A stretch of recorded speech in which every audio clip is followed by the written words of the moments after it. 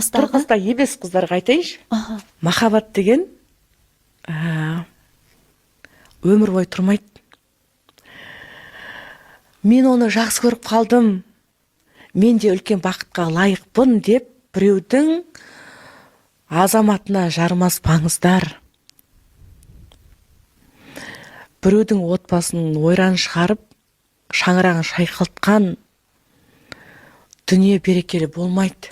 Отбасы бар ер азаматқа ғашық болып қалып жатсаңыз, ол маған жаңағы түрлі себептер ойлайды ғой, мен ғашық болма, ол былай жасады, мені махаббатқа бөледі, менің жағдайым жасады, анау мынау. Ер азамат ол жасауы мүмкін, бірақ жас қыздар, сіздер лаулап тұрған жассыздар, сіздер өздеріңізді ондай өмірге өздеріңізді бере салмаңыздар. Біреудің бақытын тартып алып, бақытты бола алмайды. Түбі бір өкінішке алып келеді.